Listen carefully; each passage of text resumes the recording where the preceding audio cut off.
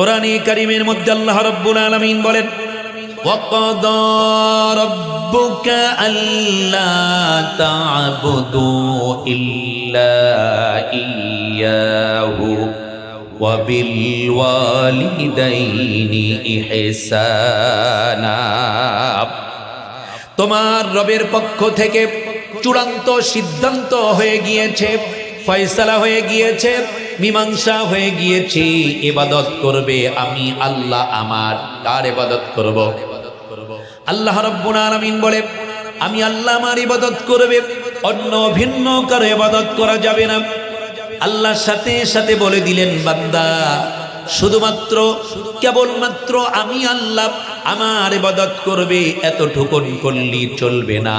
আমার ইবাদতের পাশাপাশি দ্বিতীয় নম্বরে তোমাকে আরেকটি কাজ করতে হবে, সেটা হলো ওয়াবিল ওয়ালিদাইনি ইহসানা।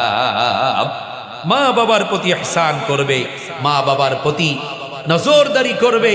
চোখ রাগিয়ে ধমকের সুরে মা বাবার সাথে কোনো আচরণ করা যাবে নাকি? যাবে না।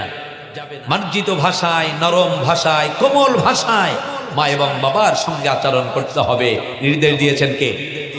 তারপরে আল্লাহ রাব্বুল আলামিন বলেন, ইম্মা ইয়াবলুগান্না ইনদাকাল কিবারা আহাদুহুমা আও কিলাহুমা ফালা তাকুল লাহুমা উফফিউ ওয়ালা তানহারহুমা وقل لهما قولا كريما। তোমার জীবদ্দশায় তাদের উভয়ের একজন, অর্থাৎ তোমার মা অথবা তোমার বাবা যদি বার্ধক্যে উপনীত হয়, বুড়া হয়ে যায়, বুড়ি হয়ে যায়, উফফিউ ওয়ালা তানহারহুমা, তাদের উদ্দেশ্যে উহ শব্দটুকু বলবে না। ওয়াকুল লাহুমা কাওলান কারীমা, বরং তাদের সাথে মার্জিত ভাষায়, নরম ভাষায়, কোমল ভাষায় উৎকৃষ্ট আচরণ তাদের সাথে করবে। এই নির্দেশ দিয়েছেন কে? তারপরে আল্লাহ রাব্বুল আলামিন বলেন, ওয়াখফিজ লাহুমা জানাহায যুল্লি মিনার রাহমাতি ওয়াকুর রাব্বিরহামহুমা কামা রাব্বায়ানি সগীরা। বিনয়ের বাহু আল্লাহর দরবারে অবনত করবে আর বলবে, রব্বিরহামহুমা কামা রাব্বায়ানি সগীরা। হায় আমার রব, হায় আমার স্রষ্টা, হায় আমার আল্লাহ, আমি যখন ছোট্ট ছিলাম, শৈশবে ছিলাম, আমার মা এবং আমার বাবা যেই রূপ স্নেহ, মায়া, মমতা, ভালোবাসা, আদর, সোহাগ দিয়ে আমাকে লালন পালন করেছে, আমার মা বাবার সাথে ওইরূপ উত্তম আচরণ তুমি করো। কে বলেছেন? আল্লাহ পাক বলেছেন। প্রিয় ভাই সব, তাহলে আল্লাহর ইবাদতের পাশাপাশি আমাদেরকে মা বাবার প্রতি ইহসান করতে হবে, নেক দৃষ্টি নিক্ষেপ করতে হবে। আদেশ দিয়েছেন কে? আল্লাহ পাক। আল্লাহর নবীও আজ থেকে 1450 বছর পূর্বে মায়ের মর্যাদা বাবার চাইতে সন্তানের উপরে 3 গুণ বাড়িয়ে দিয়েছেন। কয় গুণ? হাদিস শরীফের ভিতরে এসেছেন, আন আবি হুরায়রা রাদিয়াল্লাহু তাআলা আনহু قال قال جاء رجل إلى رسول الله صلى الله عليه وسلم فقال يا رسول الله من أحق الناس بحسن صحابتي।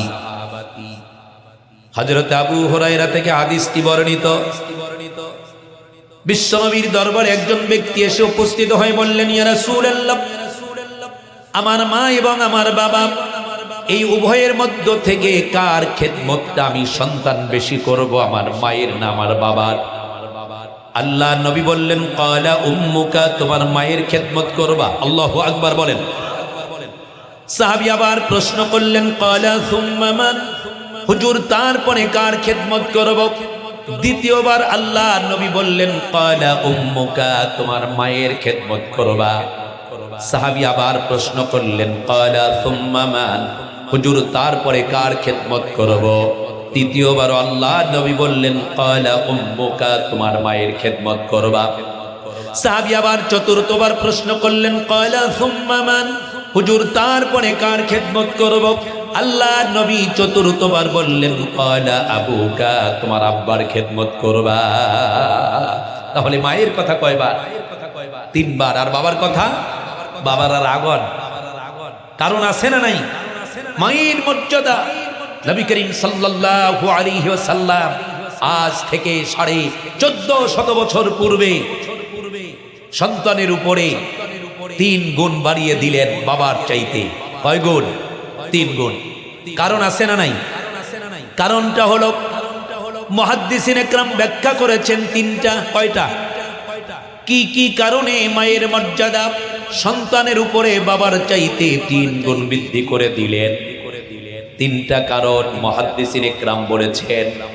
1 নম্বর কারণ হলো সন্তান যখন গর্ভে আসে, স্বামী স্ত্রী উভয় শাহওয়াতের সময়, মিলনের সময়, বিশেষ মুহূর্তে সামান্য একটু লুৎফা বের হয়ে গেল, সামান্য একটু শুক্রকীট, সামান্য একটু মনি নির্গত হয়ে গেল, এমনি মা হামেলা হয়ে গেলেন, স্ত্রী প্রেগনেন্ট হয়ে গেলেন। ঠিক কিনা জোরে বলেন? কেমন নাপাক এটা? কখনো ভেবেছেন কেমন নাপাক দিয়ে আল্লাহ পাক আপনাকে আমাকে তৈরি করেছেন? পেশাব তো নাপাক, পায়খানাও তো নাপাক, প্রসাব করে গোসল ফরজ হয় না, পায়খানা করলে গোসল ফরজ হয় না। আপনি যদি সকালবেলা ঘুম থেকে জাগ্রত হয়ে 3 লিটারের মতো প্রসাব করেন, গোসল ফরজ হবে নাকি? না। সকালবেলা ঘুম থেকে জাগ্রত হয়ে আপনি যদি 3 কেজির মতো বাথরুম করেন, এই পরিমাণ বাথরুম জীবনে করি নাই, খুব সম্ভব গোসল ফরজ হয়েছে, গোসলটা সেরে আসি, এরকম কাজ করছেন নাকি কখনো? তার মানে পোশাবো না পাক, পায়খানাও না পাক, কিন্তু এতে গোসল ফরজ হয় না। আপনাকে আমাকে আল্লাহ রাব্বুল আলামিন এমন শুক্রকীট দিয়ে, এমন লুৎফা দিয়ে, এমন মনি থেকে আল্লাহ পাক আপনাকে আমাকে তৈরি করলেন। স্বামী স্ত্রী শাহওয়াতের সময় বিশেষ মুহূর্তে সামান্য একটু লুৎফা বের হয়ে গেল, এটা 100 গ্রামও না, 200 গ্রামও না, 100 টাকা না, সামান্য একটু লুৎফা বের হয়ে গেল, এমনি স্ত্রী হামেলা হয়ে গেলেন বা মা প্রেগনেন্ট হয়ে গেলেন, সন্তান গর্ভে চলে এসেছে, আপদামস্তক স্বামী স্ত্রী উভয়ের গোসল ফরজ হয়ে গেল, বাধ্যতামূলক হয়ে গেল। ঠিক কিনা জোরে বলেন? গোসল ছাড়া নামাজ হবে না, কোরআন স্পর্শ করা যাবে না, ইবাদতে আত্মনিয়োগ করা যাবে না। এমন লুৎফা দিয়ে, শুক্রকীট দিয়ে আল্লাহ পাক আপনাকে আমাকে তৈরি করে মর্যাদার সর্বোৎকৃষ্টে, মর্যাদার চূড়ান্ত পর্যায়ে সম্মানে ভূষিত করলেন কে? আল্লাহ। আল্লাহ পাক কোরআনে কারীমের মধ্যে বলে দিলেন ওয়ালাকাদ কাররামনা বানি আদম, আদম জাতি আমার সম্মানিত জাতি, তাদেরকে আমি ইজ্জত দিয়েছি, মর্যাদা দিয়েছি, সম্মান দিয়েছি। তাহলে এমন নাপাক দিয়ে তৈরি করে আল্লাহ পাক মর্যাদার সর্বোৎকৃষ্ট মর্যাদা আল্লাহ পাক আপনাকে আমাকে দিয়েছে। ঠিক কিনা জোরে বলেন? আপনি আমি এই পৃথিবীতে এসেছি মা বাবার মাধ্যম ছাড়া কেউ আসতে পারি? পৃথিবীতে কয়েকজন ব্যক্তি, হযরতে সাইয়্যিদিনা আদম আলাইহিস সালাতু ওয়াস সালাম, হযরতে হাওয়া আলাইহিস সালাতু ওয়াস সালাম পৃথিবীতে এসেছেন মা এবং বাবা বিহীন। মায়েরও প্রয়োজন পড়ে নাই, বাবারও দরকার হয় নাই। কথা বুঝতেছেন? জবাব দিবেন, পার্টিসিপেট করবেন আমাকে। মায়েরও প্রয়োজন হয় নাই, বাবারও দরকার হয় নাই। সাইয়্যিদিনা ঈসা রূহুল্লাহকে আল্লাহ পাক বাবাবিহীন মায়ের গর্ভ থেকে পৃথিবীতে পাঠিয়েছেন। এই কয়জন ছাড়া পৃথিবীতে যত ওলি আউলিয়া, কাউস কুতুব, যত পীর মাশায়েখ উলামা, যতজন পৃথিবীতে পদার্পণ করেছে, আগমন করেছে, প্রত্যেকেই মা এবং বাবার মাধ্যমে এই পৃথিবীতে আমরা এসেছি। ঠিক কিনা জোরে বলেন? তাহলে নবী করিম সাল্লাল্লাহু আলাইহি ওয়াসাল্লাম মায়ের মর্যাদা 3 গুণ বাড়িয়ে দিয়েছেন। কয়টা কারণে? কথা বুঝতেছেন না আপনারা? তাহলে জবাব দেন না কেন? কয়টা কারণে? তিনটা কারণে। ওয়াজ শুধু শুনবেন না, কিছু আলোচনা আছে যেগুলো ইশারায় বুঝতে হয়। এই যে আমি 3 আঙ্গুল দেখাইছি, আপনারা সাথে সাথে বলবেন 3 কারণে। আমি জিজ্ঞেস করছি কয় কারণে, আমি তো দেখেই দিচ্ছি, উত্তর তো আমি দিয়ে দিচ্ছি, ঠিক কিনা জোরে বলেন। কিন্তু আপনারা অ্যাক্টিভ হতে হবে, শ্রোতাদের অ্যালার্ট হতে হবে। 3 কারণে। নাকি বলবেন হুজুর আপনি মঙ্গল গ্রহ থেকে এসে কোন ভাষায় কথা বলেন, কিছু বুঝি না, জবাব দিব কেমনি, এরকম নাকি? কথা বুঝতেছেন তো? তাহলে মায়ের মর্যাদা বাবার চাইতে 3 গুণ বাড়িয়ে দিলেন মুহাম্মাদুর রাসূলুল্লাহ সন্তানের উপরে। এর কারণ আছে না নাই? মুহাদ্দিসিন একরামের ব্যাখ্যা হলো 3টা ব্যাখ্যা। কয়টা ব্যাখ্যা? 3টা কারণে মায়ের মর্যাদা সন্তানের উপরে বাবার চাইতে 3 গুণ বাড়িয়ে দিয়েছেন মুহাম্মাদুর রাসূলুল্লাহ। 1 নম্বর কারণ হলো সন্তান যখন গর্ভে আসে, কার গর্ভে? মায়ের না বাবার? মায়ের গর্ভে আসে। মা যখন প্রেগনেন্ট হয়ে যায়, হামেলা হয়ে যায়, মায়ের গর্ভে যখন সন্তান আগমন করে, মায়ের শরীরের মধ্যে, দেহের মধ্যে বড় ধরনের পরিবর্তন লক্ষ্য করা যায়, ঠিক কিনা জোরে বলেন। বড় ধরনের পরিবর্তন আমরা দেখতে পাই। মা ঠিক মতো খেতে পারে না, আবার যদি খায় সেটাও আবার বমি করে নির্গত করে দেয়, মুখের রুচি শেষ হয়ে যায়। মা সন্তান গর্ভে ধারণ করার কারণে মায়ের দেহের মধ্যে, মায়ের 3.5 হাত বডির মধ্যে বড় ধরনের পরিবর্তন লক্ষ্য করা যায়। মা ঠিক মতো খেতে পারে না, গোটা শরীর গোটা ধারা ভরপুর হয়ে যায়, চুলকানি ধারা ভরপুর হয়ে যায়, চেহারাটা ফেকাইসা হয়ে যায়, নানা ধরনের সমস্যার সম্মুখীন মাকে হতে হয়, ঠিক কিনা জোরে বলে। আমার ভাইরা, প্রিয় ভাই সব, 1 নম্বর কারণ হলো সন্তান গর্ভে ধারণ করেছি মা, যেটা বাবা করে নাই। কে করেছে? মা। মাকে সন্তান গর্ভে ধারণ করতে অত্যন্ত কষ্ট করতে হয়েছে। একজন জীবিত মানুষ আর একজন জীবিত মানুষের হামিলে করে, গর্ভে করে 1 দিন না 2 দিন না, একাধারে 10 মাস 10 দিন যাবৎ মা কষ্ট সহ্য করেছে, রাত দিন অতিবাহিত করেছে, মাকে কষ্টের পর কষ্ট সহ্য করতে হয়েছে, ঠিক কিনা? আল্লাহর নবী বলেন সন্তান গর্ভে ধারণ করার কারণে মাজি ঠিক মতো খেতে পারল না। সংসারের সমস্ত সদস্যদেরকে খাওয়ানোর পরে সর্বশেষ মা দুঃখিনী, একটা গোশতের টুকরা নাই, মাছের একটা টুকরা নাই, শুধুমাত্র কয়েক টুকরা আলু, কয়েক টুকরা পটল বা কফির টুকরা নিয়ে, সামান্য পরিমাণ ভাত নিয়ে, সামান্য ঝোল নিয়ে মা ভাত মেখে সবেমাত্র বিসমিল্লাহ বলে 1 লোকমা মুখে দিয়েছেন। এমত অবস্থায় সন্তান পেটের মধ্যে লাথি মেরেছে, কিল মেরেছে, আঘাত করেছে। মায়ের পেটে ব্যথা শুরু হয়ে যায়। পেটে ব্যথা আছে না নাই? মায়ের পেটে ব্যথা আরম্ভ হয়ে যায়। মা কষ্ট সহ্য করতে না পেরে মা হা করে যেই লোকমাটা মুখে দিয়েছিলেন সেটাও বের করে দিলেন। খাদ্যের প্লেটটা ধাক্কা মেরে দূরে সরিয়ে দিয়ে কষ্ট সহ্য করতে না পেরে মা একবার দাঁড়ায়, একবার বসে, চোখের পানি ছেড়ে দিয়ে মা কান্না করে আর বলে, আল্লাহ, সন্তান গর্ভে ধারণ করার যন্ত্রণা, কঠিন যন্ত্রণা সহ্য করতে পারছি না।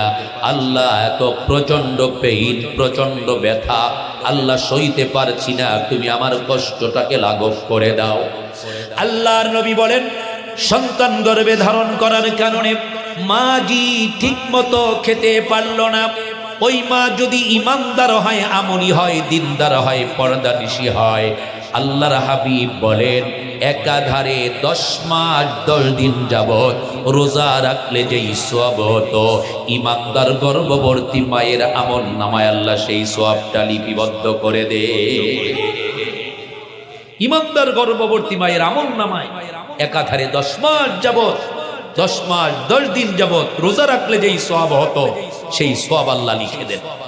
আল্লাহর নবী আরো বলেন সন্তান গর্ভে ধারণ করার কারণে মাজি প্রচন্ড শীতের রাতে, তীব্র শীতের রাতে, পৌষ মাঘ মাসের প্রচন্ড শীতের রাতে স্বামী অনেকটা রাতে এসেছে, রাত 11টায় দোকানদারি করে বা অফিস শেষ করে এসেছে। স্বামী স্ত্রী অর্থাৎ মা বাবা একই কম্বলের ভিতরে একই ল্যাপের ভিতরে রাত যাপন করছে। রাত যখন 3টা 3:30 বেজে গেল, সন্তান পেটের মধ্যে লাথি মেরেছে, কিল ঘুষা মেরেছে। মায়ের পেটটাকে ফুটবলের মাঠ মনে করে সন্তান লাথি মারে। মায়ের প্রচন্ড পেইন আরম্ভ হয়ে যায়, প্রচন্ড ব্যথা শুরু হয়ে যায়। মা দুঃখিনী সহ্য করতে না পেরে, সহ করতে না পেরে স্বামীকেও ডাকে না। তার কারণ হলো স্বামী তো অনেকটা রাতে এসেছে, দোকানদারি করে ব্যবসা বাণিজ্য শেষ করে অথবা অফিস থেকে অনেক রাত্রে এসেছে। স্বামীকে যদি ঘুম থেকে জাগ্রত করি, স্বামী কষ্ট পাবে, ঘুমে ব্যাঘাত ঘটবে না, স্বামীকে ডাকা যাবে না। আস্তে করে শরীর থেকে ল্যাপটা সরিয়ে, কম্বলটা সরিয়ে, স্বামীও যেন টের না পায়। মা দুঃখিনী প্রচন্ড ব্যথা সহ্য করতে না পেরে একবার দাঁড়ায়, একবার বসে, একবার অলের সাথে ঢেস দিয়ে দাঁড়ায়। চোখের পানি ছেড়ে দিয়ে মা কান্না করে আর বলে, আল্লাহ, সন্তান গর্ভে ধারণ করার যন্ত্রণা আল্লাহ সহ্য করতে পারছি না, প্রচন্ড পেইন, প্রচন্ড ব্যথা। আল্লাহ, তুমি আমার ব্যথাটা দূরীভূত করে দাও। আল্লাহর হাবিব বলেন, সন্তান গর্ভে ধারণ করার কারণে মাজি রাতের বেলা ঠিক মতো ঘুমাতে পারল না, নিদ্রা যেতে পারল না। একাধারে 10 মাস 10 দিন যাবত রাতের বেলা তাহাজ্জুদ পড়লে যেই সওয়াব হতো, ইমানদার গর্ভবতী মায়ের আমল নামায় আল্লাহ সেই সওয়াবটা লিখে দে। তাহলে সন্তান গর্ভে ধারণ করেছে কে? মা। কে ধারণ করেছে? মা না বাবা? মা। মাঝে 10 মাস 10 দিন গর্ভে ধরিয়া করেছেন আমাদের ঋণী।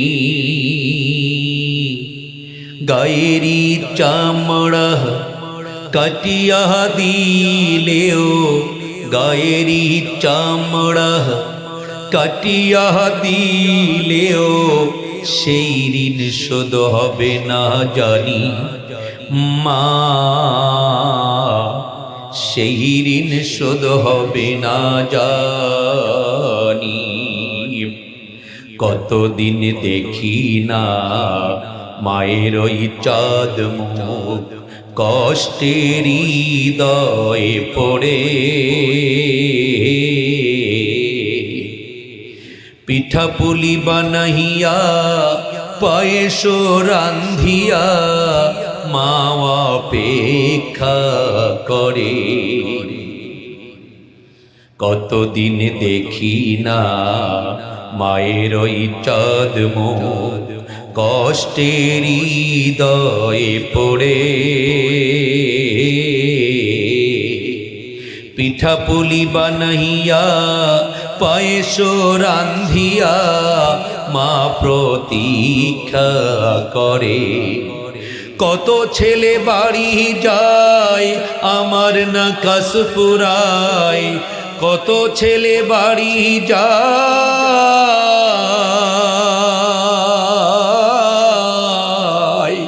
কত ছেলে বাড়ি যায় আমার নাকাশ ফুরায়। যাব বলে গ্রামের বাড়ি হয় না যাওয়ারে। মাঝে 10 মাস 10 দিন গর্ভে ধরিয়া করেছেন আমাদের ঋণী। গায়েরি চামড়া কাটিয়া দিলেও, গায়েরি চামড়া কাটিয়া দিলেও সেই ঋণ শোধ হবে না জানি মা, সেই ঋণ শোধ হবে না জানি। তাহলে 10 মাস 10 দিন যাবত আমাদেরকে গর্ভধারণ করেছেন মা। কে করেছেন? আমার ভাইরা, প্রিয় ভাই সব, এজন্যই তো আল্লাহর নবী মায়ের মর্যাদা পিতার চাইতে সন্তানের উপরে 3 গুণ বাড়ায় দিলেন। জোরে কোন কয় গুণ? সন্তান গর্ভে যখন এসেছে, সন্তান যখন গর্ভে চলে এসেছে, 40 দিন অন্তর 40 দিন পর পর আল্লাহ পাক মায়ের গর্ভের ভিতরে পরিবর্তন ঘটিয়েছেন কে? আল্লাহ। আল্লাহ রাব্বুল আলামিন বলেন সুম্মা নুখরিজুকুম তিফলাহ, তারপরে যখন কমপ্লিট একজন মানুষ রূপে তৈরি হয়ে গেল, হাতের জায়গায় হাত, পায়ের জায়গায় পা, চোখের জায়গায় চোখ, সম্পূর্ণরূপে ইনসান রূপে যখন মায়ের গর্ভের ভিতরে প্রস্তুত হয়ে গেল, আল্লাহ পাক বলেন আমি আল্লাহ মায়ের গর্ভে অবস্থানরত অবস্থায় আমি রুহুটাকে ধাক্কা মেরে ঝুলগাইয়া দিলাম। রুহু যখন সন্তানের চলে এসেছে, মায়ের পেটের ভিতরে অবস্থানরত অবস্থায় সন্তান নড়াচড়া করে। পূর্বে যেটা বলেছি, নড়ে কিনা? নড়াচড়া করে। খাদ্যের প্রয়োজন পড়ল, ক্ষুধার উদ্রেক হলো। আল্লাহ পাক বলেন কিভাবে মায়ের গর্ভে থাকাকালীন সময় তোমাকে আমি খাওয়াইয়াছি বান্দা, শোনো। আমি আল্লাহ এমন স্রষ্টা, এমন দ্রষ্টা, এমন রব, এই পৃথিবীর কোন নেতা, কোন নেত্রী, কোন এমপি মন্ত্রী, কোন খাদ্যমন্ত্রী, কোন চেয়ারম্যান মেম্বার মায়ের গর্ভের ভিতরে সন্তানের খাদ্যের সরবরাহ করতে পারে না, ব্যবস্থা করতে পারে না। আমি রব্বুল আলামিন কিভাবে, কোন সিস্টেমে, কি তরিকায় তোমাকে খাওয়াইয়াছি বান্দা, শোনো। তোমার মায়ের মাসিকটাকে বন্ধ করে দিয়ে তোমার মায়ের নাভির সাথে, তোমার নাভির সাথে একটা পাইপের কানেকশন করে দিয়েছি, সংযোগ করে দিয়েছি।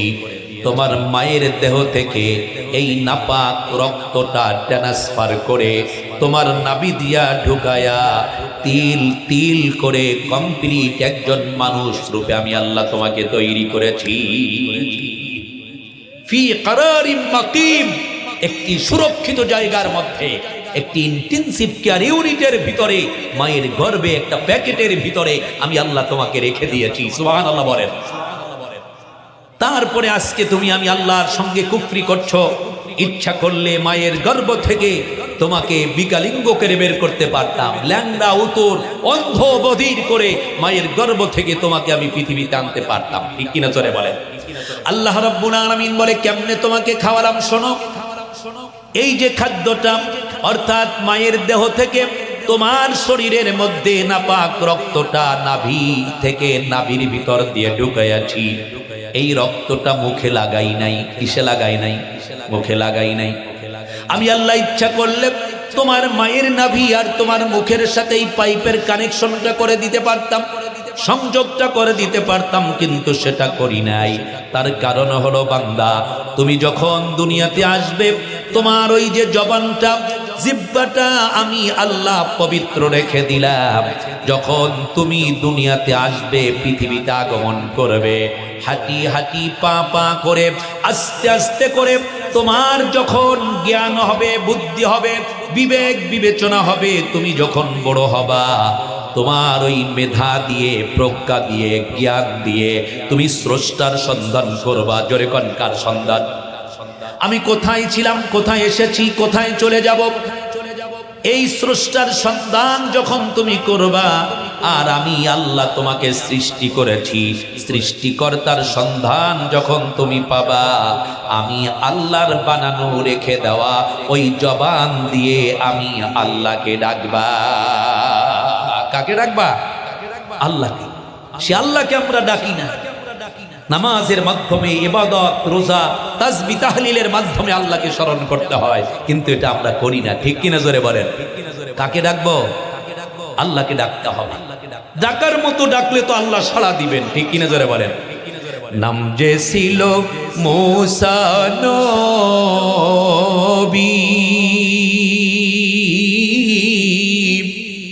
মওলা দেখতে চেয়েছিলেন রে,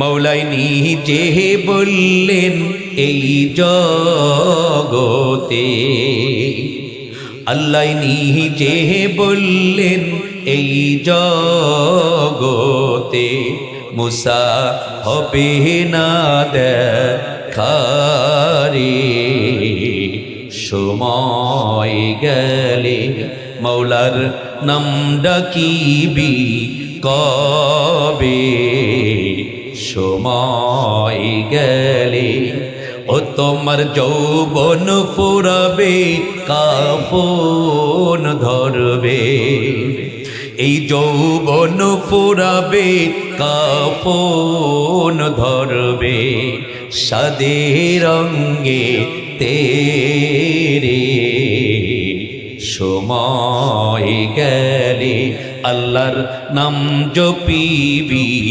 কবে সময় গেলে নাম যে ছিল ইউনুস নবী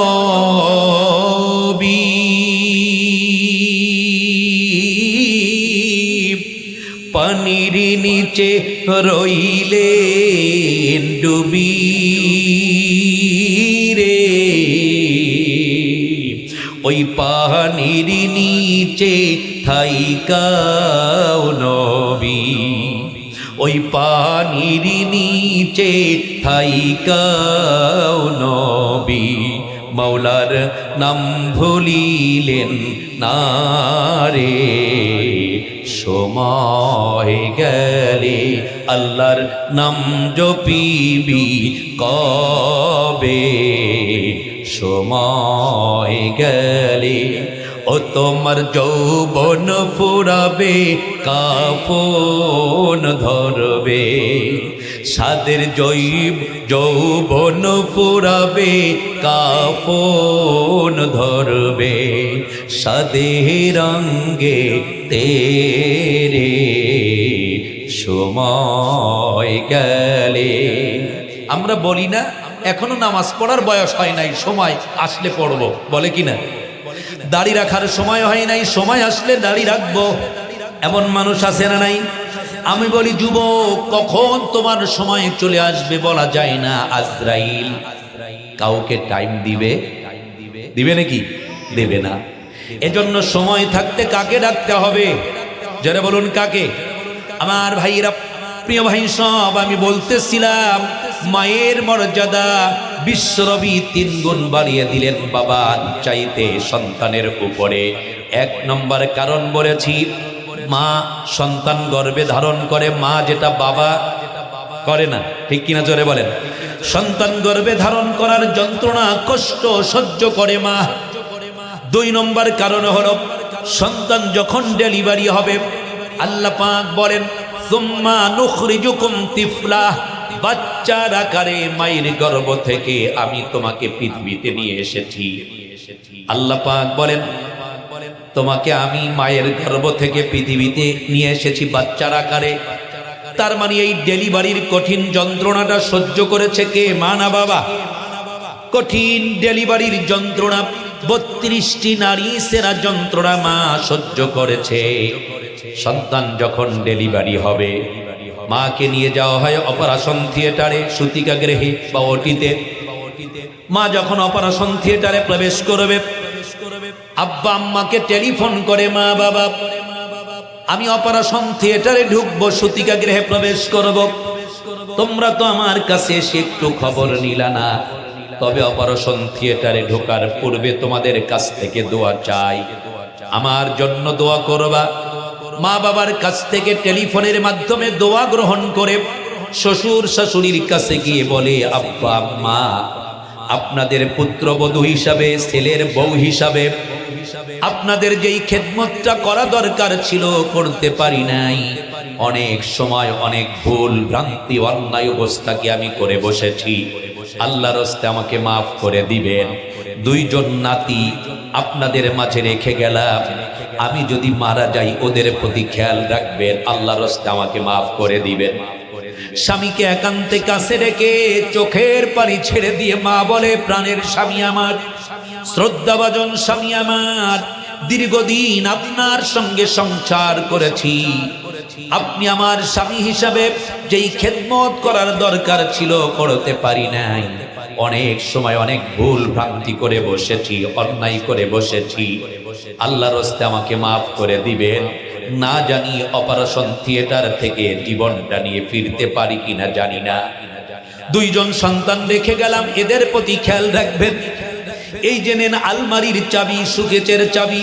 আপনি যেই 10 লক্ষ টাকা আমার কাছে জমা রেখেছিলেন, অমুক জায়গায় টাকাটা আছে, সব কিছু বলে ক্লিয়ার হয়ে মা যখন সুতিকা গৃহে প্রবেশ করে, অপারেশন থিয়েটারে মা যখন ঢোকে, আর মায়ের যখন ডেলিভারির যন্ত্রণা শুরু হয়ে যায়, এক একটা যন্ত্রণা যেন মৃত্যু ঘটবে এমন ব্যথা আমাকে সহ্য করতে হয়। ঠিক কিনা জোরে বলে?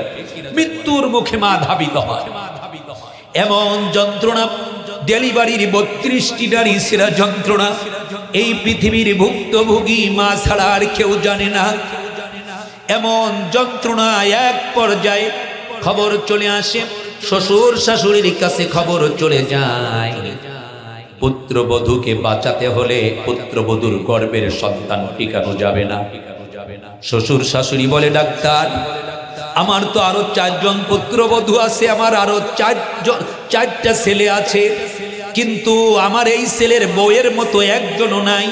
আমার আরো 4 জন পুত্রবধূ আছে, আমার 5 ছেলে, 5 ছেলের বউয়ের মধ্যে এই বউয়ের মতো আর কেউ নাই। ডাক্তার খবরদার, যেই নাতির চেহারাটা দেখি নাই, পুত্রবধূর গর্ভে আছে, ওই নাতি দেখার দরকার নাই, তবু আমার পুত্রবধূকে বাঁচিয়ে রাখো। এক পর্যায়ে স্বামীর কাছে যখন এই খবরটা চলে যায়, স্বামী কেঁদে কেঁদে বলে, ডাক্তার আমার তো আরো 2 জন সন্তান দুনিয়াতে বেঁচে আছে, তাদেরকে মা হারা করবেন না। যেই সন্তানের চেহারা দেখি নাই, ওই সন্তান দরকার নাই। আমার বউয়ের মতো একজন বউ দুনিয়াতে আছে বলে আমার মনে হয় না, কেননা কত বন্ধু বান্ধবীদের সাথে চলাফেরা করি, বউয়ের মাধ্যমে, স্ত্রীর মাধ্যমে কত কষ্ট পায় তারা, কত কষ্টে আছে এই খবরটা শুনি, কিন্তু আমার বউয়ের মতো বউ দুনিয়াতে আছে কিনা জানি না। খবরদার ডাক্তার, আমার স্ত্রীকে মারবেন না, আমার স্ত্রীর গর্ভে যেই সন্তান আছে, সন্তানের দরকার নাই, তবু আমার স্ত্রীকে বাঁচিয়ে রাখে। এক পর্যায়ে যখন মায়ের কাছে এই খবরটা চলে যায়, গর্ভে যেই সন্তান আছে, এই সন্তানকে যদি বাঁচিয়ে রাখতে হয়, মাকে বাঁচানো সম্ভব নয়। মা যখন এই খবরটা শুনতে পায়, মা কেঁদে কেঁদে ডাক্তারকে অনুনয় বিনয় করে বলে, ডাক্তার হাতে ধরি পায়ে ধরি গো ডাক্তার, আমাকে মারো, তবু আমার সন্তান মেরো না। আমি তো দীর্ঘদিন দুনিয়াতে বেঁচে দুনিয়ার রূপটা আমি দেখতে পেয়েছি, অতএব আমার যেই সন্তানকে 10 মাস 10 দিন যাবৎ গর্ভে ধারণ করলাম, আমার জীবনের বিনিময়ে হলেও আমার সন্তানকে বাঁচিয়ে রাখো, আমাকে মারো, তবু আমার সন্তান মেরো না। আল্লাহু আকবার বলেন। এই হলো মা, এই হলো কি মা। মা বাবা সন্তানের জন্য যা করে কোনো স্বার্থের জন্য করে না। স্বার্থের জন্য করে? যদি স্বার্থের জন্য করত, যেই ছেলেটা জন্মগতভাবে তার অঙ্গ নাই, জন্মগতভাবে অন্ধ, এই ছেলেটাকে মা বাবা ছোট্ট কালী গলা টিপে, কেউ না দেখে গলা টিপে নদীর মধ্যে ফেলে দিত। ঠিক কিনা জোরে বলেন? বরং অন্যান্য সন্তানদের চাইতে এই ছেলের প্রতি, সন্তানের প্রতি মা বাবার দরদ বেশি। ঠিক কিনা জোরে বলেন? অন্যান্য ছেলেরা যদি এই ছেলেকে নিয়ে কোনো কথা বলে, মা বাবা বলে তোমার কামাই খাওয়ার দরকার নাই। আমার অন্ধ ছেলেকে নিয়ে কথা বলছো, তোমার কামাই খাওয়ার দরকার নাই, তোমার মতো ছেলের দরকার নাই, আমি এই অন্ধ ছেলেকে নিয়ে ভিক্ষা করে খাবো, তবু তোমার মতো ছেলের প্রয়োজন নাই। ঠিক কিনা জোরে বলে? তার মানে একমাত্র কেবলমাত্র মা বাবা নিঃস্বার্থে সন্তানের জন্য যেটা করে, সেটা কোনো স্বার্থের জন্য করে না। সৃষ্টি জগতে মানুষের প্রতি সর্বাধিক অনুগ্রহ প্রদর্শনকারী ব্যক্তি হচ্ছে মা বাবা। কথা আবার বলছি, কোট করেন, সৃষ্টি জগতে মানুষের প্রতি সর্বাধিক অনুগ্রহ প্রদর্শনকারী ব্যক্তি হচ্ছে মা বাবা, যারা সন্তানের জন্য নিবেদিত প্রাণ, কোনো স্বার্থের জন্য সন্তানকে লালন পালন করে না, নিঃস্বার্থে সন্তানকে লালন পালন করে। ঠিক কিনা জোরে বলেন? আমার ভাইরা, প্রিয় ভাই সব, তাহলে 2 নম্বর কারণ হলো সন্তান ডেলিভারির সময় যেই কঠিন 32টি নারী সেরা যন্ত্রণা সহ্য করেছে মা। জোরে বলুন কে? মা। আল্লাহর নবী বলেন, সন্তান যখন ডেলিভারি হবে, ডেলিভারির সময় মা যদি দুনিয়াতে না বাঁচে, মার যদি জীবন চলে যায়, আল্লাহ নবী বলেন ওই মা যদি আমলি হয়, দিনদার হয়, পর্দানিশী হয়, নামাজি হয়, ওই মা যদি দিনদার হয়, আল্লাহর হাবিব বলেন জিহাদের ময়দানে একজন পুরুষ লোক ইসলামের জন্য, আল্লাহর জন্য, আমি রাসূল মুহাম্মাদের জন্য, ইসলামের জন্য জীবন দিলে শাহাদাতের মর্যাদা তাকে দেওয়া হয়। একজন মা যদি ডেলিভারির সময় তার জীবনটা চলে যায়, আর ওই মা যদি দিনদার হয়, আল্লাহর হাবিব বলেন ওই মায়ের মর্যাদা আল্লাহ শাহাদাতের মর্যাদা নসিব করে দে। শাহাদাতের মর্যাদা মাকে আল্লাহ দান করেন। সুবহানাল্লাহি ওয়া বিহামদিহি। আল্লাহ নবী আরো বলেন, সন্তান ডেলিভারি হওয়ার সময় মা যদি এই 32টি নারী সেরা যন্ত্রণা সহ্য করে যদি মা বাঁচতে পারে, মা যদি বেঁচে যায়, জিহাদের ময়দান থেকে একজন যোদ্ধা, একজন মুজাহিদ যদি ফিরে আসে, তাকে বলা হয় গাজী। কি বলা হয়? গাজী। তার আমলনামায় অবশিষ্ট কোনো গুনাহ থাকে না। আল্লাহ নবী বলেন সন্তান ভূমিষ্ঠ হওয়ার পরে এই রক্তাক্ত মা জিহাদের ময়দানের মতো মা রক্তাক্ত হয়ে যায়। মা যদি দুনিয়ায় বেঁচে থাকতে পারে, মা যদি জীবনটা বাঁচিয়ে রাখে, আল্লাহ যদি তার জীবনটা বাঁচিয়ে রাখে, আল্লাহর হাবিব বলেন একজন মা সন্তান গর্ভে ধারণ করার কারণে ডেলিভারির কঠিন যন্ত্রণা সহ্য করেছে, একজন মুজাহিদ জিহাদের ময়দানে যুদ্ধ শেষ করে বাসায় ফিরে আসলে তাকে বলা হয় গাজী। তার আমলনামায় কোনো গুনাহ থাকে না। ওই মা সন্তান ডেলিভারির পরেও যদি বেঁচে থাকে, আল্লাহ পাক ওই দিনদার আমলি মায়ের আমলনামায় অবশিষ্ট কোনো গুনাহ রাখে না। ওই মাকে নিষ্পাপ, নির্জঞ্জা, নিরপরাধ মাসুম বানায়া দে। তাহলে 2 নম্বর কারণ হলো সন্তান ডেলিভারির যেই কঠিন যন্ত্রণা, এই যন্ত্রণাটাও সহ্য করেছেন মা। কে করেছেন? মা। বাকি আছে কয়টা? একটা। 3 নম্বর কারণ হলো মা যখন সন্তান ভূমিষ্ঠ করলো, ভূমিষ্ঠ হলো পৃথিবীর বুকে, যখন মা সন্তান যখন পৃথিবীতে আসলো, সুম্মা নুখরিজুকুম তিফলা, বাচ্চার আকারে আল্লাহ পাক সন্তানটাকে দুনিয়ায় পাঠিয়ে দিলেন। আমার ভাইরা, দুনিয়ায় আসার পরে মা সন্তানকে দুগ্ধ পান করায় না বাবা। দুগ্ধ পান করায় কে? মা। যেটা বাবা করায় না। মায়ের দুগ্ধ 1 দিন না, 2 দিন না, মা সন্তানকে স্তন্যদান করায় 2 বছর, 2.5 বছর। ঠিক কিনা জোরে বলেন? তাহলে সন্তানকে 2-2.5 বছর যাবৎ স্তন্য পান করাইলো, দুগ্ধ খাওয়াইলো মা। এটা হলো 3 নম্বর কারণ। কয় নম্বর কারণ? এজন্য তো কবি বলেছেন, মায়ের 1 ধার দুধের দাম কাটিয়া গায়ের চাম। মায়ের 1 ধার দুধের দাম কাটিয়া গায়ের চাম। পাপস বানাইল ঋণের শোধ হবে না। এমন দরদি ভাবে কেউ হবে না আমার মা গো। এমন দরদি ভাবে কেউ হবে না আমার মা গো। মা বাবার জন্য সন্তান যদি গায়ের চামড়া কেটে জুতা বানায় দেয়, মা বাবার কাছে সন্তান যেই ঋণ আছে এই ঋণ পরিশোধ হবে না। আমার ভাইরা, প্রিয় ভাই সব, একজন ব্যক্তি আল্লাহ রাসূলের কাছে এসে বলছেন, ইয়া রাসূলুল্লাহ, আমি আমার মাকে কাঁধে করে আমি একাধিকবার হজ করেছি, সাফা মারওয়া সাই করেছি, উকুফে আরাফা মুজদালিফা করেছি, তারপরে বাইতুল্লাহর তওয়াফ করেছি, হজ সম্পূর্ণ করেছি। আমি কি আমার মায়ের হক আদায় করতে পারছি নাকি? আল্লাহ নবী বললেন না, হক আদায় হয় নাই। আল্লাহু আকবার বলেন। মা বাবার হক, গায়ের চামড়া কেটে সন্তান যদি জুতা বানায় দেয়, মা বাবার ঋণ পরিশোধ হবে? হবে না। এজন্য অনেক মানুষ আছে সুন্দরী সাদা চামড়ার বিবি পাইয়া বিবাহর পরে মা বাবাকে ভুলে যায়, বিবির কথা মতো চলে, মাকে কষ্ট দেয় বিবির কথা মতো। এমন ছেলে আপনাদের সমাজও আছে নাকি? আছে নাকি? সাদা চামড়ার বিবি পাইয়া বিবির মরিদ হয়। বিবি যদি কয় ওঠ ওঠে, বিবি যদি কয় বস বসে, বিবি যদি বলে, বিবি যেটা বলে ওটাই করে, বিবির কথা মতো লেফট লাইট করতে থাকে।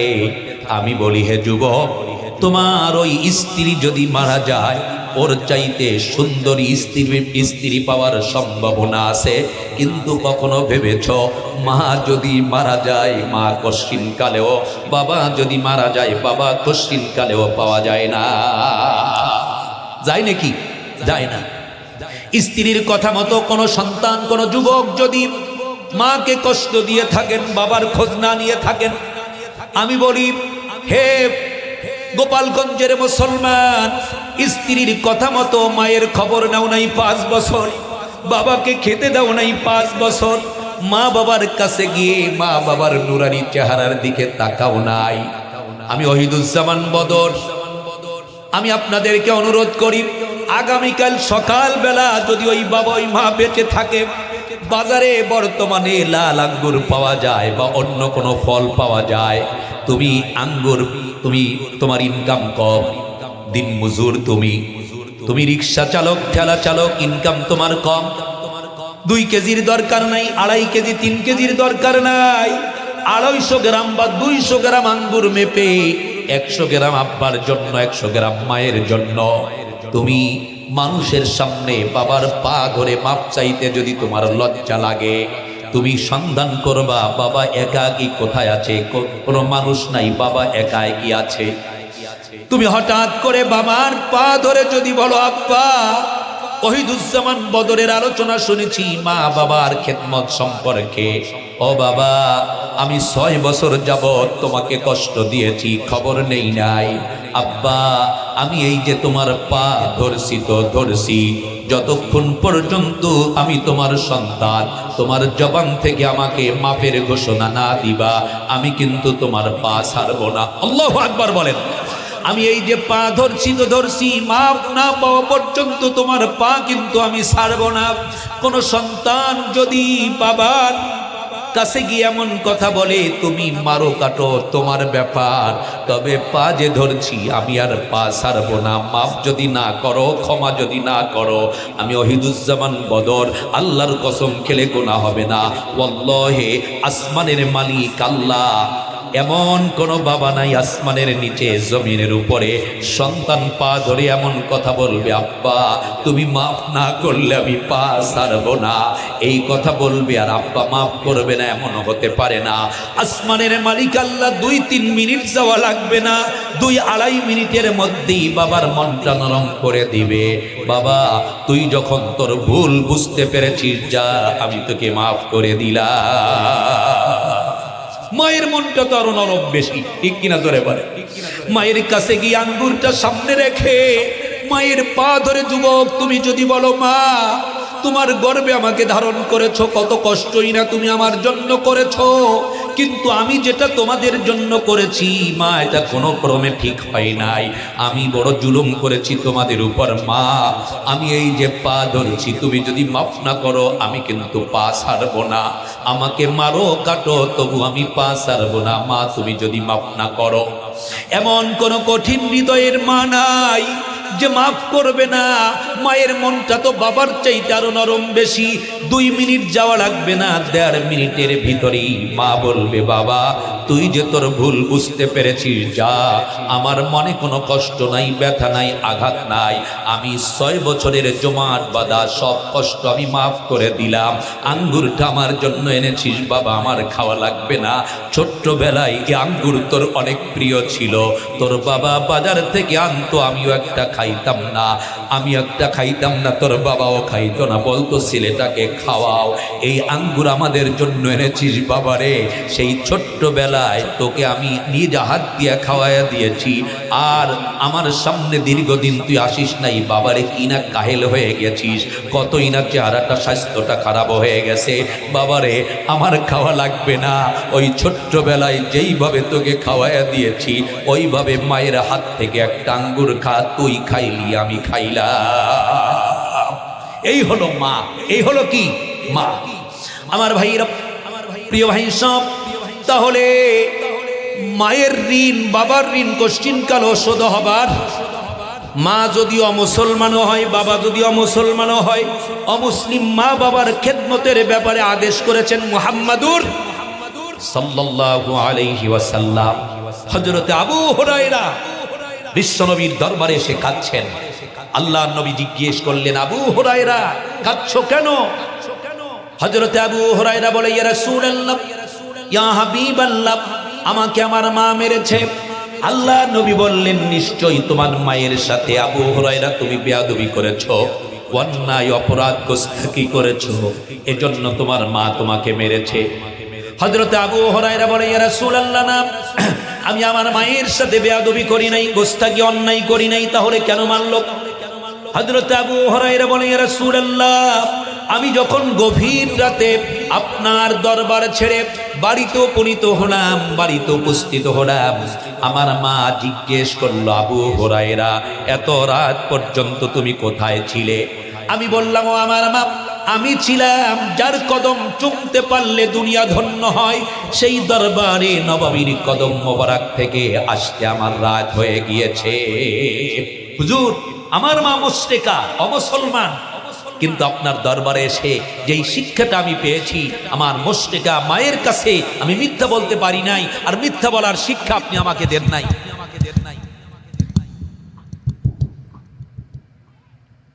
আর মিথ্যা বলার শিক্ষা আপনি আমাকে দেন নাই, এজন্য আমার মুশরিকা মায়ের কাছে সত্যটা আমি প্রকাশ করে দিয়েছি, আমি মুহাম্মদুর রাসূলুল্লাহ দরবার থেকে এসেছি। আমার মা মুশরিকা, আপনার নামটা শোনার সাথে সাথে আমার এই অমুসলিম মায়ের অন্তরের ভিতরে আগুন জ্বলে গেল।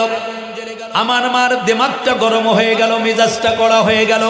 লাঠি হাতে নিয়ে আমাকে প্রহার করছি, আমাকে মারছে, আর বলছে, আবু হুরায়রা, হয় তুমি আমার বাড়ি ছেড়ে দূরীভূত হয়ে যাবে, বিতাড়িত হয়ে যাবে বাড়ি থেকে, না হয় মুহাম্মাদের দরবার ছাড়বে।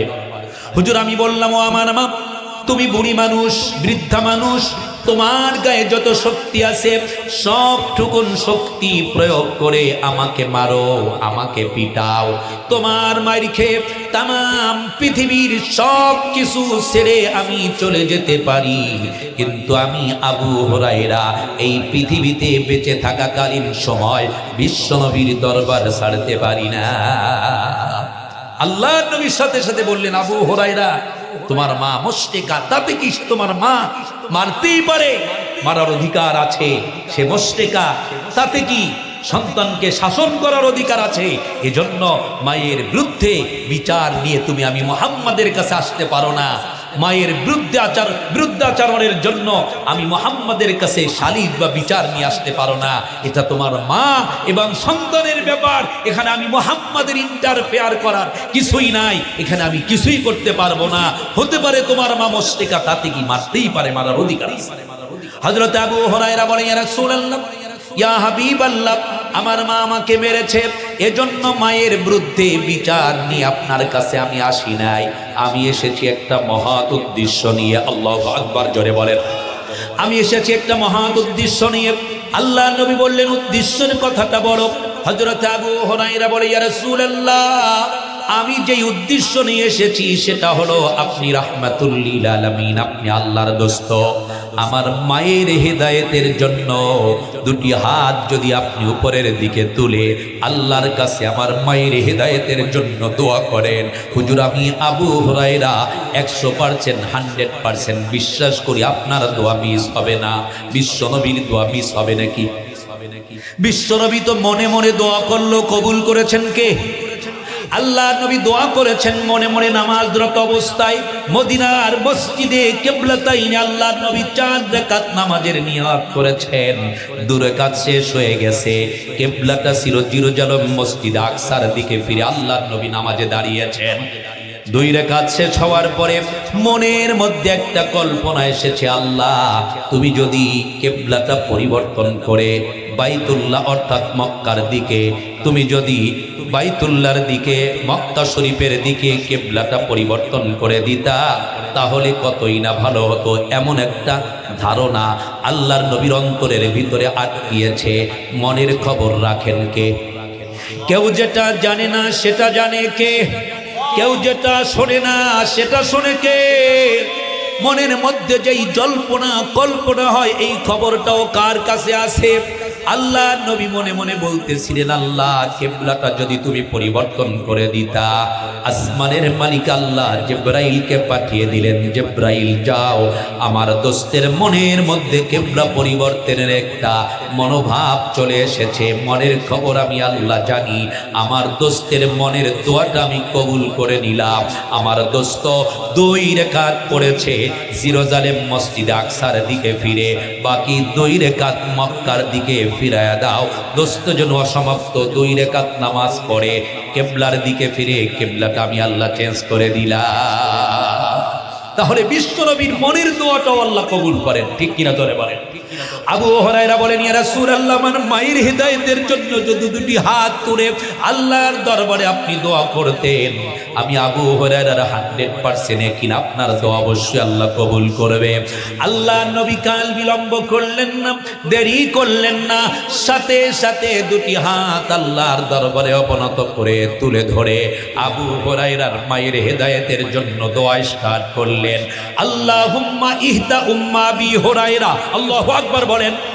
আল্লাহুম্মা ইহদা উম্মা বি হুরায়রা, আয় আল্লাহ তাআলা আবু হুরায়রার মাকে তুমি হেদায়েত দিয়ে দাও। বিশ্বনবী দোয়া করতেছেন, আবু হুরায়রা সমানে বিশ্বনবীর দরবার ছেড়ে বাড়ির দিকে দৌড়াতে আরম্ভ করে দিয়েছেন। সাহাবাদের দৃষ্টিগোচর হলো আবু হুরায়রা দৌড়ায়, অত্যন্ত ভদ্র ছেলে, নম্র ছেলে, শরীফ মানুষ, না জানি কি বিপদ হলো ভাই আবু হুরায়রা। এইভাবে আবু হুরায়রার পিছনের দিক থেকে জামা টেনে ধরেছে তার সাথীরা, বন্ধুরা, সাহাবাকরাম জিজ্ঞেস করছে, আবু হুরায়রা কি বিপদ তোমার হয়েছে, কি মুসিবতে তুমি পড়েছো, বলো, তোমাকে বিপদ থেকে কি সহযোগিতা আমরা করতে পারি, কেন তুমি দৌড়াও? আবু হুরায়রা বলে, ভাইরা আমার, আমাকে ছেড়ে দাও, আমাকে দৌড়াতে দাও, আমি দৌড়ায়া বাড়িতে গিয়ে উপনীত হয়ে দেখতে চাই আমি আগে দৌড়ায়া বাড়িতে উপস্থিত হতে পারলাম না রাসূলুল্লাহর দোয়া আমার বাড়ি আমি পৌঁছানোর পূর্বেই চলে গেল। রাসূলুল্লাহর দোয়া আগে পৌঁছলো আমার মায়ের সীমানায়, নাকি আমি আগে আমার মায়ের কাছে গিয়ে উপস্থিত হতে পারলাম? সাহাবাদের কাছ থেকে হযরত আবু হুরায়রা জামাটা ছিনিয়ে এনে খুব তীব্র বেগে দৌড় দিয়ে ঘরের দরজার সামনে দাঁড়িয়ে ক্ষীণ আওয়াজে নিম্ন কণ্ঠে একটা ডাক দিলেন, মা বলে। মা ভিতর থেকে বললেন, কে? ক্ষীণ আওয়াজ, আবু হুরায়রার কণ্ঠ বুঝতে পারলেন না। মা বললেন, কে? হযরত আবু হুরায়রা বলেন, দরজাটা আমার মা এখনো ওপেন করে নাই, খোলে নাই, শুধুমাত্র বলেছে কে। এই কে শব্দের মধ্য থেকে মায়ের দরজাটা খোলার পূর্বেই আমি বলেছি, মা আমি তোমার আবু হুরায়রা ফিরে এসেছি। আমার মা দরজা খোলার পূর্বেই কে শব্দের মধ্য থেকে কোনো শিরকিয়াতের কর্কশতা পেলাম না। আমার মার কে কণ্ঠের মধ্য থেকে তাওহীদের গন্ধ বের হলো। আমি দরজাটা খোলার পূর্বেই বুঝতে পেরেছি রাসূলুল্লাহর নিক্ষিপ্ত তীর আমার মায়ের সীমানায় স্পর্শ করেছে। রাসূলুল্লাহর দোয়া আমার মায়ের জন্য আল্লাহ কবুল করেছে। আল্লাহু আকবার বলেন। আমি যখন বললাম, মা আমি তোমার আবু হুরায়রা ফিরে এসেছি, মা তড়িৎ গতিতে দরজাটা ওপেন করে দিলেন, খুলে দিলেন। আমি ঘরের অভ্যন্তরে প্রবেশ করলাম। আমার মা আমাকে জড়িয়ে ধরে হাউ হাউ করে কাঁদতে শুরু করে দিলেন আর বলতে লাগলেন, বাবা গত রজনীতে তোমাকে মারার পরে আমি অনুতপ্ত হয়েছি, অনুশোচনা করেছি, কেন তোমাকে মারলাম? তুমি তো খারাপ কোনো মানুষের সঙ্গ দাও নাই, খারাপ কোনো মানুষের ধারে কাছে যাও নাই, তুমি তো ভালো মানুষের কাছে গিয়েছো। কেননা আমি বুঝতে পেরেছি মুহাম্মাদের চাইতে ভালো কোনো মানুষ আসমানের নিচে জমিনের উপরে হতে পারে না। অতএব আমি অনুতপ্ত, অনুশোচনা করে অপেক্ষা করছি আমার ছেলেটাকে কেন আমি তোমার মারলাম। আমি তোমার জন্য অপেক্ষা করছি, তুমি আসবা, তুমি এসে তুমি আবু হুরায়রা মুহাম্মাদের দরবারে আমাকে নিয়ে যাবা। আমি তোমার মা মুহাম্মাদের দরবারে উপস্থিত হয়ে তাওহীদের কালেমা পড়ে ইসলামের সুশীতল ছায়ার নিচে আবদ্ধ হয়ে যাব। হযরতে আবু হুরায়রার মা পড়ে নিলেন, আশহাদু আল্লা ইলাহা ইল্লাল্লাহু ওয়া আশহাদু আন্না মুহাম্মাদান আবদুহু ওয়া রাসূলুহু। তাওহীদের কালেমা জবান থেকে উচ্চারণ করে ইসলামের সুশীতল ছায়ার নিচে আবদ্ধ হয়ে গেলেন। জোরে কোন সুবহানাল্লাহ। তাহলে মা বাবা যদি অমুসলমান হয়, অমুসলিম মা বাবার প্রতি খেয়াল রাখতে হবে, তাদের বস্ত্রের ব্যবস্থা করতে হবে, বাসস্থানের ব্যবস্থা করতে হবে, মুসলিম সন্তানের অমুসলিম মা বাবার খেদমত করতে হবে, এটা বিশ্বনবী আদেশ করেছেন। ঠিক কিনা জোরে বলেন আমার ভাইরা, প্রিয় ভাই সব। তাহলে মা বাবাকে কষ্ট দেওয়া যাবে? আমরা কত পীর সাহেবের কাছ থেকে দোয়া নেই, ব্যবসায় উন্নতি হয় না, আমার অমুক সমস্যা তমুক সমস্যা। আমি বলি হ্যাঁ যুবক, তোমার জন্য যার দোয়া তোমার রব কবুল করবে সে তো তোমার ঘরের কোনায়।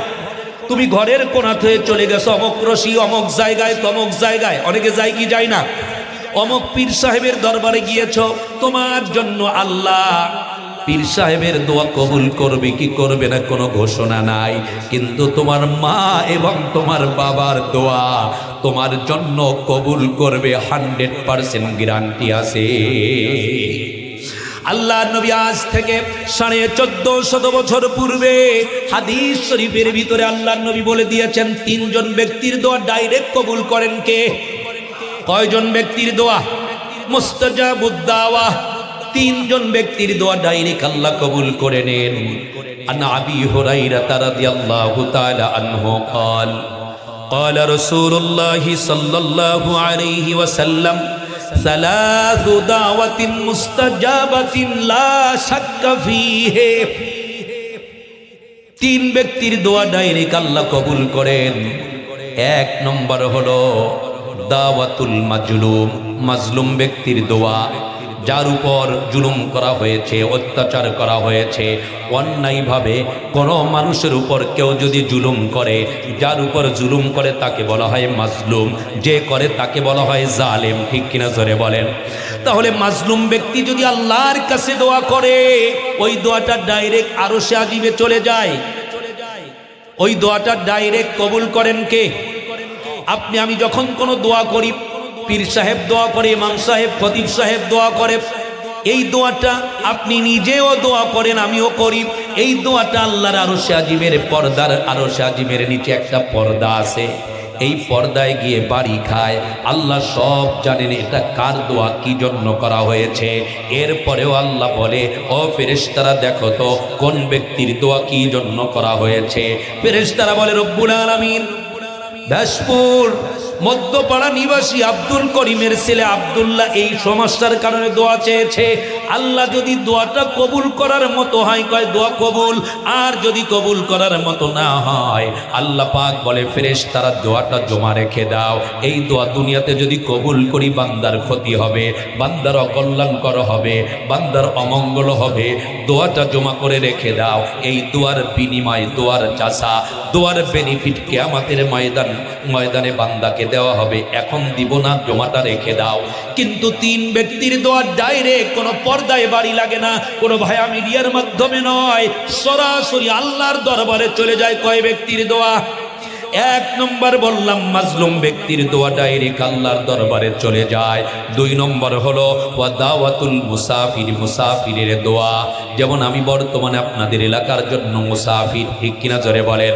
আপনাদের এলাকার জন্য আমি মুসাফির, মুসাফিরের দোয়া হতে পারি আজকের জন্য। এখানে যারা আমরা আছি সবার মধ্যে নাফরমান, নালায়েক, গুনাহগার, কিন্তু আমি মুসাফির, ঠিক কিনা জোরে বলেন। তাহলে 2 নম্বর হলো মুসাফিরের দোয়া। 3 নম্বর হলো ওয়া দাওয়াতুল ওয়ালিদি আলা ওয়ালাদিহি। কোন মা বাবা যদি সন্তানের জন্য দোয়া করে, হে যুবক, ওই দোয়াটা, মা বাবার দোয়াটা সন্তানের জন্য ডাইরেক্ট আল্লাহ কবুল করে নে। মায়ের দোয়া, বাবার দোয়া নেওয়ার দরকার আছে না নাই? জোরে বলুন, আছে না নাই? মা বাবাকে কষ্ট দেওয়া যাবে? জোরে বলুন, যাবে? যার দোয়া কবুল হয় সে তো তোমার ঘরের আঙিনায় আছে, টাকা লাগবে না। পীর সাহেবকে তুমি হাদিয়া দিয়া তারপরে দোয়া নিতে হয়, ঠিক কিনা জোরে বলেন। পীর সাহেবের দরবারে হাদিয়াটা পেশ করে তারপরে কই হুজুর একটু দোয়া করবেন, কিন্তু তোমার মা বাবার কাছে কোনো হাদিয়া লাগবে না। কষ্টে আসো, মায়ের পা ধরে বলো, মা আমি তো 6 বছর যাবৎ তোমাকে কষ্ট দিয়েছি, খবর নেই নাই। মাগো আমাকে দোয়া করো, আমার ব্যবসা বাণিজ্য মন্দ যাচ্ছে, মা তোমার কাছে আমি আসি না, মা আমি তো অত্যন্ত ভুল করে বসেছি। মা দেখবেন চোখের পানি ছেড়ে বলবে, বাবা তুই আমার কাছে না আসলে কি হবে, কোশ্চিন কেন তোর জন্য বদদোয়া করি না, যা তোকে আমি দোয়া করে দিলাম। আমি বলি, হে যুবক, তুমি যদি মা বাবার দোয়া নাও জীবনে কোনোদিন বিপদে পড়বা না, অভাব অনটনে পড়বা না, রিজিকের মধ্যে অভাব হবে না, ইনকামের মধ্যে মা বাবার দোয়ার কারণে আল্লাহ বরকত দিবে। অনেক মানুষ আছে আমরা মা বাবাকে অবহেলার মাঝে রেখে দেই, ঠিক কিনা জোরে বলেন? আছে না? আছে। তোমার সন্তানকে যে আদরটা তুমি করো, এরকমই তো আদর করে তোমাকে লালন পালন করেছে তোমার মা বাবা, ঠিক কিনা জোরে কর? সন্তানকে কোনিয়ে ডাইন গালে বাম গালে চুমা খাও, সন্তান যেটা বলে, আব্বা ওটা কি, বলে বাবা ওটা তো আম গাছ, ওটা কি, ওটা ঝাম গাছ, ওটা কি, কত প্রকার ছোট্ট বাচ্চারা প্রশ্ন করে না, আব্বা ওটা কি, ওটা অটো রিক্সা, আব্বা ওটা কি, ওটা সাইকেল। ছোট্ট ছেলে এখনো এই যে নতুন জিনিসগুলো দেখতেছে, নানা প্রকার প্রশ্ন করে। কখনো মা কোনো বাবা বিরক্ত হয় না। আজকে ওই মা ওই বাবা যখন একবারের কথা 2 বার বলে, কয় এত কথা কও কেন, নানাভাবে মা বাবাকে ধমকায় সন্তান। আছে না নাই? তুমি যখন ছোট্ট ছিলা তোমার আব্বা জ্যোৎস্না উঠেছে আসমানে, আসমানে চাঁদ উঠেছে, তোমার আব্বা একবার কোলে একবার কাঁধে, একবার তোমাকে কাঁধে নিয়ে উঠান দিয়ে একবার ও পাশে একবার এ পাশে যায়। তুমি বারবার আব্বাকে প্রশ্ন করেছো, আব্বা ওটা কি, বলেছো ওটা সাত। ওটা কি, ওটা সাত। সাত চেনস না, ওটা সাত। এরকম অবুঝ সন্তান আমি তুমি ছিলাম, বাবাকে বারবার প্রশ্ন করেছি, বাবা বলেছে ওটা চাঁদ, ওটা তারকা, ওটা অমক, ওটা তমক। কখনো বিরক্ত হয় নাই। ওই বাবাই কানে কম শোনে, চোখে কম দেখে, বয়োজ্যেষ্ঠ মুরাব্বি হয়ে গিয়েছে, বৃদ্ধ হয়ে গিয়েছে। ওই মা ওই বাবা যখন এক কথা বারবার বলে, মাকে ধমকাও, বাবাকে ধমকাও, বুড়া এত বেরোর করে কেন, ঠিক কিনা জোরে কর? কখন তুই ভাবছো এই মাই বাবা আমার জন্য কত কষ্ট করেছে? তাহলে আল্লাহর ইবাদতের পাশাপাশি মা বাবার খেদমতের আদেশ দিয়েছেন আল্লাহ। কে দিয়েছেন? মা বাবার খেদমত করব তো ইনশাআল্লাহ। যাদের মা বাবা নাই বলে, হুজুর মা বাবাকে তো কষ্ট দিয়েছে, এই কষ্ট অবস্থায় মা বাবার মৃত্যু হয়ে গেছে। কি হয়ে গেছে? মৃত্যু হয়ে গেছে। এই মৃত্যু মা বাবাকে খুশি করার কোন সূরত আছে কিনা? হ্যাঁ, আমি বলে দিচ্ছি। নবী করিম সাল্লাল্লাহু আলাইহি সাল্লামের কাছে এসে বললেন একজন সাহাবী, ইয়া রাসূলুল্লাহ, আপনি যে আলোচনা করলেন মা বাবা নিয়ে, আমি তো চরম ভুল করে বসেছি। আমার তো মাও নাই বাবাও নাই, কিন্তু আমার উপরে কষ্ট নিয়ে তারা মৃত্যুবরণ করেছে। ওই মা বাবাকে খুশি করার কোন সূরত আছে কিনা? আমি তো আমার ভুল বুঝতে পেরেছি, এখন কি করতে পারি? আল্লাহ রাসূল বললেন, হ্যাঁ, তোমার মা বাবার বয়সী যারা আছে, তোমার বাবার বয়সী যারা আছে, তোমার বাবার সাথে যাদের রিলেশন ছিল, সুসম্পর্ক ছিল, তাদেরকে মোহাব্বত করবে, শ্রদ্ধা করবে, সম্মান করবে, তাদেরকে হাদিয়া দিবে। তারা অসুস্থ হলে তাদেরকে দেখতে যাবে। তারপরে বাবার বয়সী যারা আছে তাদের খবর নিবে, বাবার মতো শ্রদ্ধা করবে। মায়ের বয়সী যারা আছে, খালা ফুফু, তাদের খবরাখবর নিবে এবং মা বাবার রুহের মাগফিরাতের জন্য তাদের রেখে যাওয়া সম্পদ থেকে মুক্ত হস্তে ওয়াকাতরে দান করবে। শুধু মা বাবার রেখে যাওয়া সম্পদ নয়, তুমি যে ইনকাম করো তোমার ইনকামের অর্থ থেকে এই অর্থ ব্যয় করবা এই নিয়ত করে, আল্লাহ আমি আমার মাকে কষ্ট দিয়েছি, আমার বাবাকে কষ্ট দিয়েছি, আল্লাহ এই যে দানটা আমি করলাম 1000 টাকা, 2000 টাকা, 500 টাকা, আল্লাহ এর বিনিময় আল্লাহ আমি কিচ্ছু চাই না, আমার মা বাবাকে তুমি ভালো রেখো। আমার মা বাবা যে আমার উপর কষ্ট নিয়ে মারা গেছে, আল্লাহ আমার মা বাবা যেন আমার উপরে সন্তুষ্ট হয়ে যায়। এই নিয়ত করে যদি যুবক তুমি দান করো, মা বাবার জন্য যদি তুমি দোয়া করো, এই দোয়া এবং তোমার এই দান এবং তোমার এই আমলে সালে, এটা মা বাবার আমল নামায় জমা হবে। মা বাবা তোমার অসন্তুষ্ট ছিল, তোমার উপরে খুশি হয়ে যাবে। সুবহানাল্লাহ। কালকে কইয়া আরো জোরে কোন সুবহানাল্লাহ। আল্লাহ রাব্বুল আলামিন আমাদের সকলকে সহি বুঝ দান করুন, জোরে বলুন আমিন। আজকে পুরো আলোচনাটাই মা বাবা নিয়ে করলাম। আপনারা বেজার হয়েছেন, অসন্তুষ্ট হয়েছেন, কষ্ট পেয়েছেন যে হুজুর আর কোনো ওয়াজ পাইলেন না, শুধু মা বাবা নিয়ে ওয়াজ কইরা গেলেন, কষ্ট পেয়েছেন আপনারা? আরে এটাই তো ওয়াজ, ঠিক কিনা জোরে বলেন। আমরা তো আল্লাহর ইবাদত করি, পাশাপাশি মা বাবারও যে খেদমত করতে হবে এটা আমরা বুঝি না। হাজার আমল যদি তুমি করো, তত তাহাজ্জুদ গোজারি হও না কেন, পাগড়ি পরে ঘরো, অনেক বড় পীরের মুরিদ, তাহাজ্জুদ গোজারি, যাকাত ফিতরা সব তুমি সময় মতো দাও, কিন্তু তোমার মা বাবা তোমার উপরে নারাজ। আল্লাহর কসম করে বলি, ওই তাহাজ্জুদ, ওই পাগড়ি, ওই রুকু, ওই সাজদা, ওই রোজা, নামাজ কোনো কাজে আসবে না তোমার মা বাবা যদি তোমার উপরে রাজি না হয়। একজন সাহাবী এসে বললেন, ইয়া রাসূলুল্লাহ, আমার মা বাবা আমার কেমন জিনিস? আল্লাহ রাসূল বললেন, হুমা জান্নাতুকা ওয়া নারুকা, মা বাপ তোমার জান্নাত, মা বাপ তোমার জাহান্নাম। মা বাপ যদি তোমার উপরে খুশি হয় তুমি জান্নাত পাবা, মা বাপ যদি বেজার হয় অবশ্যই তোমাকে জাহান্নামে যেতে হবে। তাহলে নামাজ, রোজা, ইবাদত, বন্দেগী করলাম, মা বাবা যদি বেজার থাকে, ওই নামাজ রোজা কোনো কাজে আসবে? আজকে দেখেন, এই যে আপনাদের মাঝে আমি কথা বলছি, আমি গর্ব করে বলি, আমার মায়ের দোয়ার বরকত, আমার বাবার দোয়ার বরকতে। আমার মা প্রায় 100 বছর বয়স, এখনো বেঁচে আছেন। এখনো কি করছেন? বেঁচে আছেন। আমি এমন কোনো ওয়াজ নাই যে মায়ের কাছ থেকে দোয়া না নিয়ে স্টেজে উঠি। প্রত্যেকটা মাহফিলের সময় আমি আমার মার কাছ থেকে দোয়া নেই। আমার মা এটাও বলে, বাবা আমাকে আল্লাহ কতদিন হায়াত রাখে জানি না, তবে তোমার জন্য কে দোয়া করবে? আমি বলি, মা তোমাকে যেন আল্লাহ তাআলা, তোমাকে যেন আরো দীর্ঘদিন মা তোমাকে আল্লাহ বাঁচিয়ে রাখে, তোমার দোয়া নিয়ে যেন আমি চলতে পারি।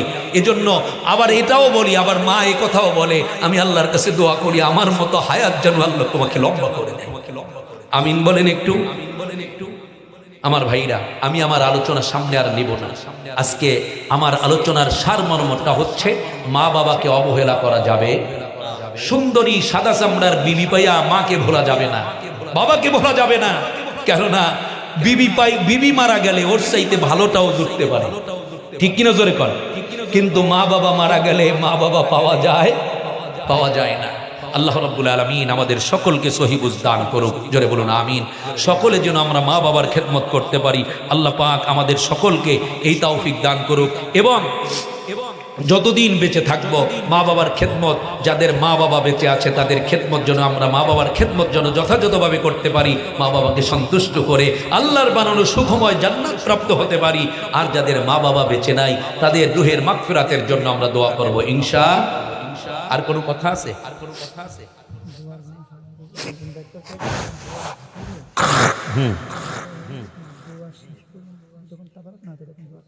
হ্যাঁ, বুঝতে পারছি। তোবারকটা রেডি করেন আপনাদের জন্য। কর্তৃপক্ষ বরকতি খানা, মোবারক খানা, এখানা বরকতি খানার অ্যারেঞ্জমেন্ট করেছেন। এটা